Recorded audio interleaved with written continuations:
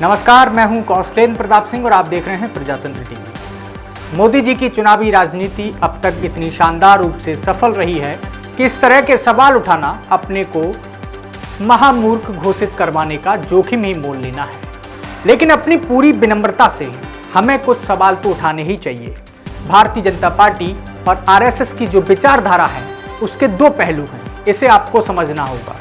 कौन कौन से पहलू हैं? पहला पहलू राष्ट्रवाद और दूसरा पहलू हिंदुत्ववाद। पहले पहलू की चुनावी उपयोगिता पर तो बहुत बहस नहीं है। हम देख चुके हैं पुलवामा बालाकोट मुद्दे ने 2019 के चुनाव को किस तरह नाटकीय और जबरदस्त मोड़ दे दिया था। उसको लेकर सवाल उठाने वालों को मतदाताओं ने सजा दे दी थी, लेकिन वह राष्ट्रीय चुनाव था। हम निश्चित तौर पर ये नहीं कह सकते राष्ट्रवाद अथवा हिंदुत्ववाद ने राज्यों के चुनाव में निर्णायक भूमिका निभाई है। इसका सबसे ताजा प्रमाण तो यही है कि ये मुद्दे हिमाचल प्रदेश में नहीं चल पाए, जहां हिंदू बहुमत में हैं और कई परिवार ऐसे हैं जो सेना से जुड़े रहे हैं, जिनमें भाजपा आरएसएस की गहरी जड़ें रही हैं। लेकिन राष्ट्रीय स्तर के सबसे कमजोर प्रतिद्वंद्वी के मुकाबले में भी भाजपा अपनी सरकार के प्रति विरोधी भावना को काट नहीं पाई। अगर उसकी हार एक मजबूत क्षेत्रीय दल मसलन पश्चिम बंगाल की तृणमूल कांग्रेस सरीखी पार्टी के हाथों में होती तो मामला अलग होता। लेकिन इस हार ने 2018 के बाद 92% चुनावों में कांग्रेस को हराने के लिए भाजपा के रिकॉर्ड को तोड़ दिया। मोदी जी का चेहरा वहां नहीं चल पाया। राष्ट्रवाद अथवा हिंदुत्ववाद के मुद्दे भी नहीं चल पाए, इसलिए ये सामान्य चुनाव बन गया। दिल्ली में एमसीडी के चुनाव में उनकी पार्टी ने आंतरिक बिखराव और भ्रष्ट कामकाज के रिकॉर्ड के साथ कदम रखा। उसने आपके मुकाबले करने के लिए एजेंसियों का इस्तेमाल करके भारी भ्रष्टाचार की कहानी गढ़ी, जो कारगर नहीं रही। केवल मोदी जी के नाम के बूते हवा नहीं पलटी जा सकी और विचारधारा भी बेअसर रही। इसने आपको मौका दे दिया कि वह चुनाव को भलसवा और गाजीपुर में मलबे के पहाड़ों जैसे स्थानीय मुद्दों पर केंद्रित रह सके। 2014 में भी मोदी जी को भारी जीत के बाद से ये सिलसिला राज्य पर राज्य चलता रहा।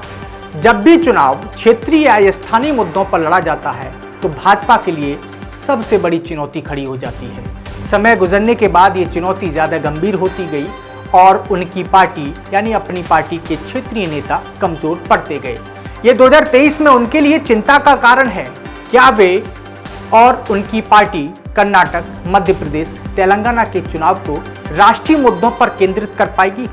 अगर राहुल गांधी ज्यादातर समय अलग रहेंगे तब भी मोदी जी के नाम पर ही वोट हासिल करना कठिन होगा। मोदी बनाम मोदी की टक्कर का माहौल नहीं रहेगा।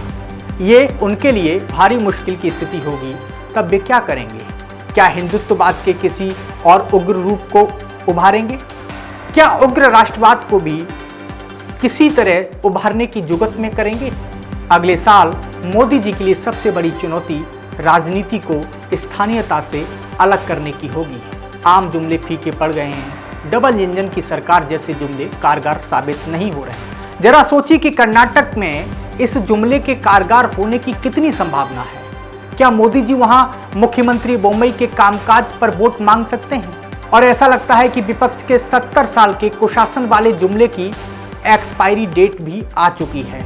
आप सत्ता में 7 साल रह चुके हैं, तब भी ये आपके लिए कारगर साबित नहीं हो सकता। हिंदुत्ववाद के आपके सबसे बड़े मिशन अनुच्छेद 370 और राम मंदिर पूरे हो चुके हैं। अब यूनिफॉर्म सिविल कोड का मुद्दा रह गया है और भाजपा नेता इसी का खूब शोर मचा रहे हैं और इसी का इस्तेमाल कर रहे हैं। लेकिन हम नहीं कह सकते कि इस मुद्दे में वैसा ही आकर्षण है या नहीं जैसा मंदिर या कश्मीर के मुद्दों में था। वैसे भी 3 तलाक का मसला तय कर दिया गया था, सो बचा रह जाता है उग्र राष्ट्रवाद का मुद्दा।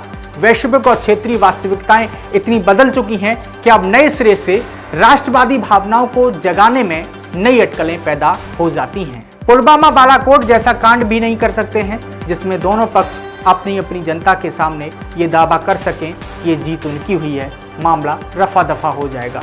तो इस तरह हम उसी सवाल पर आते हैं जिससे इस लेख की शुरुआत थी, नरेंद्र मोदी जी और उनकी विचारधारा के सवाल पर। पिछले 8 सालों में उन्हें यही सिखाया है कि उनका व्यक्तित्व, उनका चेहरा उन्हें चुनाव जिताता है। उनकी पार्टी में आज ऐसा एक भी नेता नहीं है जिसका मुखौटा उसके मतदाता पहचानते या जानते हों, सिवाय योगी आदित्यनाथ के, जो उस मुकाम तक पहुंच सकते हैं जो आरएसएस को तो कोई वोट देता नहीं है। 2024 के लिए उनकी स्थिति अच्छी है क्योंकि वोट उनके नाम पर दिए जाएंगे। हाल के ही इन चुनावों में इस बात की पुष्टि हो गई है कि नरेंद्र मोदी जी के नाम और चेहरे ने अपनी पार्टी और उनके संरक्षक आरएसएस को गौड़ बना दिया है।